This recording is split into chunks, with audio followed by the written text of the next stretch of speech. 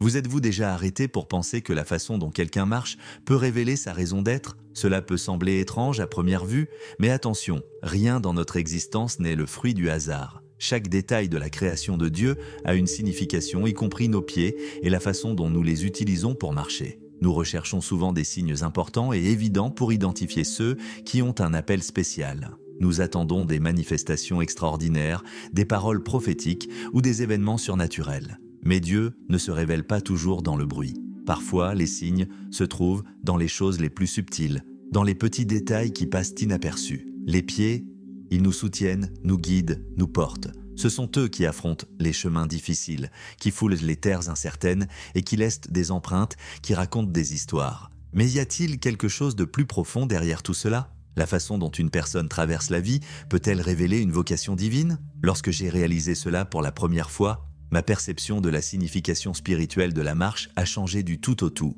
J'ai compris que les pieds sont bien plus qu'une structure physique. Ils sont le reflet de notre chemin, de nos choix et de notre engagement dans ce que Dieu nous a confié. Dans la Bible, les pieds y sont mentionnés à plusieurs reprises, à des moments cruciaux. Dieu ordonne à Moïse d'enlever ses sandales devant le buisson ardent. Jésus lave les pieds de ses disciples avant la dernière scène. Le psalmiste déclare « Ta parole est une lampe à mes pieds, une lumière sur mon sentier ». Psaume 119, 105. Tout cela renvoie à un symbolisme plus grand que nous ne le pensons. Mais comment reconnaître quelqu'un qui a vraiment été choisi par Dieu? Y a-t-il quelque chose de visible, quelque chose que nous pouvons observer dans son parcours? La réponse vous surprendra peut-être. Aujourd'hui, explorons ensemble ce mystère. Vous verrez que les signes d'un élu sont présents dans sa façon d'évoluer dans le monde, de relever les défis et d'avancer sur son chemin spirituel. Je vous invite donc à ouvrir votre esprit et votre cœur à cette réflexion. Se pourrait-il que vos propres pieds portent déjà les marques d'une vocation particulière? Préparez-vous, car ce que vous découvrirez aujourd'hui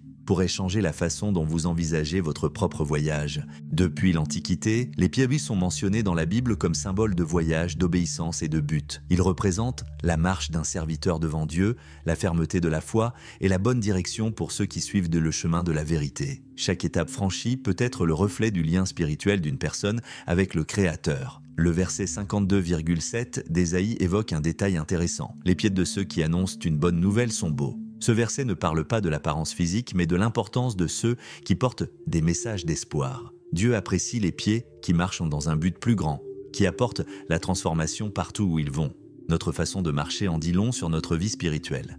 Nos pieds peuvent être fermes ou chancelants, sûrs ou incertains, prêts à aller de l'avant ou piégés par la peur. Si notre foi est solide, nos pas sont assurés. Mais si nous sommes loin de la vérité, notre marche peut devenir incertaine et errante. Lorsque Dieu a dit à Moïse d'enlever ses sandales en s'approchant du buisson ardent, Exode 3:5, il lui a enseigné un principe puissant. Il y a des endroits où l'on ne peut marcher que dans la révérence et la pureté. Cela nous rappelle que notre marche doit être débarrassée des impuretés du passé afin que nous puissions entrer dans de nouveaux territoires spirituels. Dans le Nouveau Testament, Jésus fait un geste inattendu en lavant les pieds de ses disciples. Cet acte n'est pas seulement un signe d'humilité, mais une déclaration selon laquelle le chemin de ceux qui suivent Dieu doit être constamment nettoyé et purifié. Marcher avec Dieu exige le renoncement, l'abandon et la volonté de maintenir ses pas dans le sens de la vérité. En outre, la Bible met en garde contre le danger des mauvais chemins. Dans Proverbes 86 à 27, il nous est dit de réfléchir à nos pas, afin que notre chemin soit droit et sûr. Cela nous apprend que tous les chemins ne sont pas fiables et que nous devons faire preuve de discernement pour éviter les terrains traîtres qui nous éloignent du dessein de Dieu. La promesse de Dieu à ceux qui restent fidèles se reflète également dans les pieds. Le psaume 18:33 affirme que Dieu rend les pieds des justes semblables à ceux des biches, ce qui leur permet de marcher légèrement et en toute sécurité, même sur les hauteurs. Cela signifie que lorsque nous faisons confiance à Dieu, il nous donne de la fermeté, même dans les moments les plus instables de la vie. La Bible nous enseigne également que l'endroit où nous posons nos pieds a des conséquences spirituelles.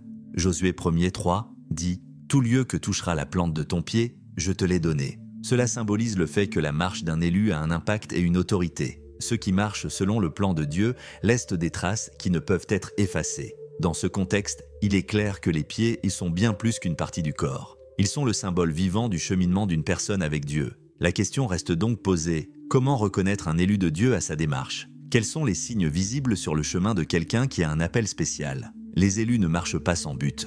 Ils ont une destination tracée par Dieu et même s'ils ne voient pas tout le chemin, Ils ont confiance dans le fait qu'il les guide à chaque étape. Quelles que soient les difficultés du voyage, ils avancent avec foi et détermination. Alors que beaucoup hésitent ou se perdent dans le doute, les élus continuent à avancer parce qu'ils savent que chaque défi fait partie du plan de Dieu. La différence entre une personne ordinaire et une personne appelée réside dans la clarté avec laquelle elle affronte la vie. Alors que certains se laissent emporter par les circonstances, les élus ont confiance que, même dans les moments d'incertitude, Dieu dirige leurs pas dans la bonne direction. Ils n'ont pas besoin de voir tout le chemin pour faire le pas suivant. Le parcours d'un élu n'a pas seulement un impact sur sa propre vie, il transforme aussi son entourage. Il est une référence, même s'il ne s'en rend pas compte. Ses actions, sa foi et sa persévérance sont une source d'inspiration pour ceux qui l'observent. Proverbe 4,26 nous enseigne « Examine le chemin de tes pieds et que toutes tes voies soient bien réglées ». Cela signifie qu'un élu évalue ses actions,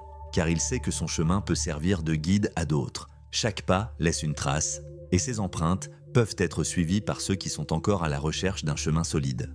La vie ne sera jamais facile, mais les élus ne se laissent pas abattre par les difficultés. Quand les tempêtes arrivent, ils ne fuient pas, ils ne désespèrent pas, ils n'abandonnent pas. Ils font confiance à Dieu, car ils savent qu'il les maintiendra debout, même lorsque les vents sont contraires. Il existe de nombreux exemples de foi inébranlables, mais l'une des histoires les plus frappantes est celle de Job.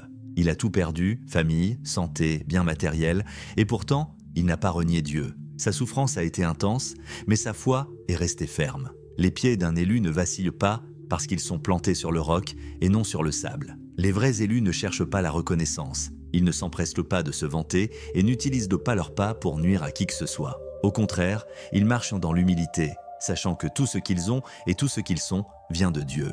Michée 6,8 nous enseigne un principe essentiel. L'Éternel t'a montré ce qui est bon. Et qu'est-ce que l'Éternel te demande? Que tu pratiques la justice, que tu aimes la miséricorde et que tu marches humblement avec ton Dieu. L'humilité est la marque de ceux qui ont une véritable vocation. Ils n'ont pas besoin de prouver quoi que ce soit au monde. Ils marchent simplement dans l'obéissance.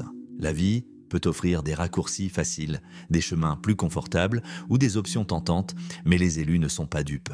Ils suivent le chemin étroit, même s'il est plus difficile. Ils savent que la véritable récompense ne réside pas dans les plaisirs momentanés, mais dans l'éternité. La fidélité dans la marche est l'un des plus grands signes d'un élu. Quand tout le monde autour d'eux s'égare, ils restent fermes, suivant la voie du berger et non les distractions du monde.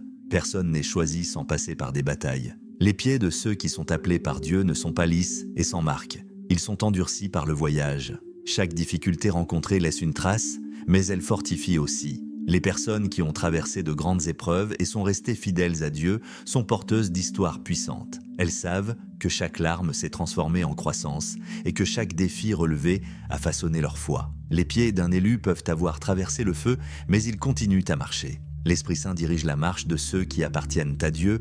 Ils savent quand avancer et quand s'arrêter. Ils ne marchent pas seuls, car ils savent qu'une voie les guide. La Bible nous enseigne dans le psaume 37, 23, « Les pas de l'homme de bien sont affermis par l'Éternel et il se plaît dans sa voie ». Cela signifie qu'un élu ne se sent pas perdu. Il peut être confronté à des doutes et à des défis, mais il trouve toujours la bonne direction parce que Dieu confirme ses pas. La peur de se tromper paralyse beaucoup de gens, mais les élus ont confiance dans le fait que Dieu contrôle tout. Ils savent que, même s'ils ne voient pas tout le chemin, leur voyage est entre les mains du Créateur. La paix qu'ils portent ne vient pas des circonstances, mais de la certitude que Dieu guide leurs pas. Alors que beaucoup vivent dans l'angoisse, essayant de comprendre chaque détail de l'avenir, les élus marchent simplement, parce qu'ils savent que leur destin a déjà été écrit par Dieu. Marcher avec Dieu ne signifie pas être toujours en mouvement. Parfois, le plus grand acte de foi est de savoir s'arrêter et attendre. Les élus ne courent pas devant Dieu, mais ils ne sont pas non plus à la traîne. Ils comprennent qu'il y a des moments pour attendre et des moments pour avancer. Les personnes impatientes essaient de forcer les portes, de créer des raccourcis ou d'accélérer les processus, mais les élus font confiance au temps de Dieu. Ils savent qu'il y a une différence entre marcher et se dépêcher. Chaque pas doit être aligné sur sa volonté. La plus grande marque d'un élu est l'impact qu'il laisse. Leurs pas sont fermes et leurs empreintes continuent d'exister, même après leur départ. Ils laissent un héritage de foi, un témoignage d'amour et un chemin à suivre. Rien de leur parcours n'est vain. Chaque personne qui a croisé leur chemin a été touchée d'une manière ou d'une autre. Lorsque nous examinons la vie des élus, nous nous rendons compte que leurs pas n'ont jamais été axés uniquement sur eux-mêmes, mais sur ce que Dieu voulait faire à travers eux.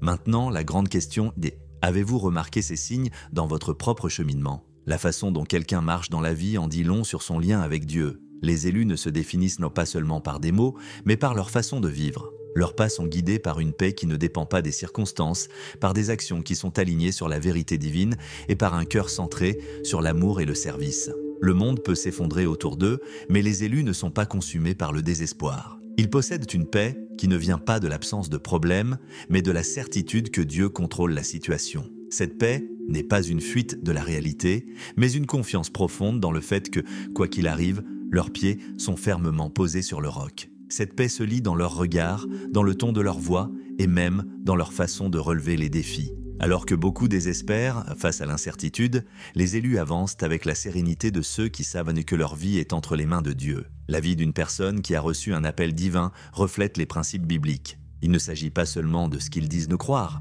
mais de ce qu'ils pratiquent. Ses décisions sont guidées par la vérité et non par ce qui lui convient. L'élu comprend que son parcours doit être conforme à la volonté de Dieu. Il ne se contente pas de lire la Bible, il la vit. S'il y a une chose qui peut révéler un vrai serviteur du Seigneur, c'est son attitude quotidienne. Les personnes qui ont un appel spécial ont un cœur sensible. Ils servent avec compassion et amour, sans attendre de reconnaissance. Le véritable signe d'un élu ne réside pas dans le nombre de versets qu'il connaît, mais dans la manière dont il traite les gens autour de lui. Jésus nous a donné un enseignement clair. « À ceux-ci tous reconnaîtront que vous êtes mes disciples, si vous vous aimez les uns les autres. » Jean 13, 35.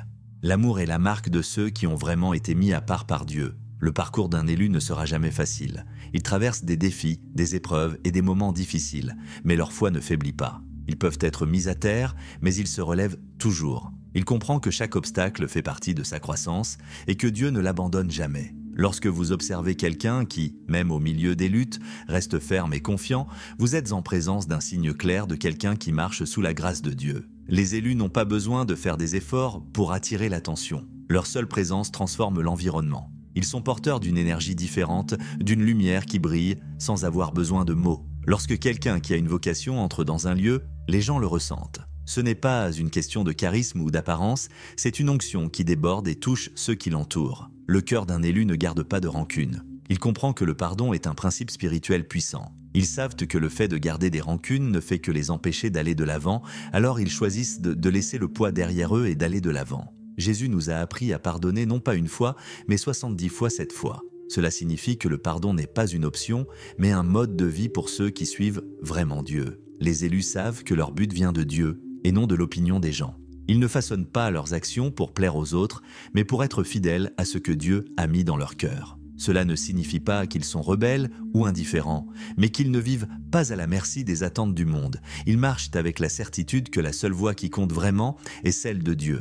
Les élus ne se laissent pas facilement berner, ils sentent quand quelque chose ne va pas. Ils se rendent compte qu'ils se trouvent dans des environnements spirituellement chargés et savent quand quelqu'un a des intentions cachées. Ce discernement ne vient pas d'une intuition ordinaire, mais de l'Esprit Saint qui les guide. Ils savent reconnaître ceux qui marchent vraiment avec Dieu et ceux qui font semblant. Beaucoup de gens prennent des décisions basées sur la peur, peur de l'avenir, peur de l'échec, peur du rejet. Les élus ne vivent pas ainsi. Ils vont de l'avant même s'ils n'ont pas toutes les réponses parce qu'ils savent que l'appel de Dieu est plus grand que toute insécurité. Ils ne s'attendent pas à contrôler totalement la situation avant d'agir. Ils font simplement confiance et suivent. Ils savent que Dieu a déjà préparé le chemin avant même qu'ils ne fassent le premier pas.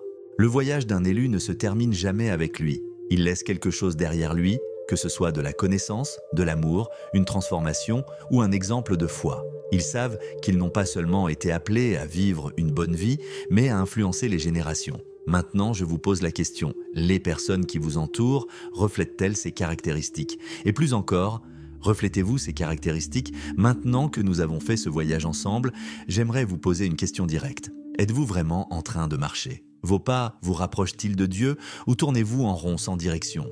Réfléchissez un instant. Si quelqu'un devait regarder votre parcours jusqu'à présent, verrait-il un chemin de foi et de confiance? Ou remarquerait-il des empreintes de pas qui montrent l'hésitation, la peur et le doute? Qu'est-ce que vos pieds disent de votre foi? La vie est faite de choix, et chaque pas que nous faisons définit la direction de notre voyage spirituel. Marchons-nous avec un but précis ou nous laissons-nous simplement porter par les vents de la vie? Suivons-nous la vérité ou prenons-nous des raccourcis qui semblent plus faciles mais qui nous éloignent de notre but divin? Si vous sentez que votre marche est lourde, que vos pieds sont fatigués ou que vous ne savez pas où vous allez, je tiens à vous rappeler quelque chose d'important. vous n'êtes pas seul. Dieu t'a toujours guidé, même lorsque tu te croyais perdu. Il n'abandonne jamais ceux qu'il a choisis. Je vous invite donc à faire une pause et à prier. Demandez à Dieu de vous guider, de vous éclairer et de vous donner la force de continuer. Si vos pieds sont fatigués, il vous donnera du repos. Si votre chemin est confus, il vous montrera la voie. Si vous avez l'impression d'avoir trébuché, il vous aidera à vous relever. Et n'oublie pas, prendre soin de ton voyage spirituel implique aussi de prendre soin de ton corps. Tes pieds te portent tous les jours. Ils supportent ton poids, t'emmènent quelque part et soutiennent ta marche. Prends-en soin, car ce sont eux qui t'emmèneront là où Dieu veut que tu ailles. Maintenant, je vous le redemande, où vos pièges vous mènent-ils? Si cette vidéo vous a touché, partagez vos réflexions dans les commentaires. Et si vous avez besoin d'une nouvelle direction, demandez à Dieu d'éclairer vos pas. Il répond toujours à ceux qui le cherchent sincèrement. Maintenant que vous êtes arrivés jusqu'ici, j'aimerais vous lancer un défi. Prenez un moment dans votre journée pour lire Ésaïe 52, 7. Réfléchissez à ce passage et à ce qu'il dit de votre voyage. Vos pas sont-ils porteurs de bonnes nouvelles? Marches-tu dans un but précis? Et j'aimerais que vous me fassiez part de vos commentaires. Partagez vos réflexions dans les commentaires. Qu'est-ce qui vous a le plus frappé dans cette vidéo? Avez-vous remarqué des signes d'un appel spécial dans votre vie ou dans la vie de quelqu'un autour de vous? Votre histoire peut inspirer et renforcer d'autres personnes en quête de clarté dans leur cheminement spirituel. Si ce contenu a eu du sens pour vous, laissez un j'aime et partagez-le avec quelqu'un qui a également besoin d'entendre ce message. Et si vous ne faites pas encore partie de notre communauté, abonnez-vous à la chaîne et activez la cloche pour recevoir plus de contenu sur la façon de vivre une vie guidée par la foi. Rappelez-vous, vos pas ont un but. Marchez avec Dieu et il vous conduira exactement là où vous devez être. Rendez-vous dans la prochaine vidéo.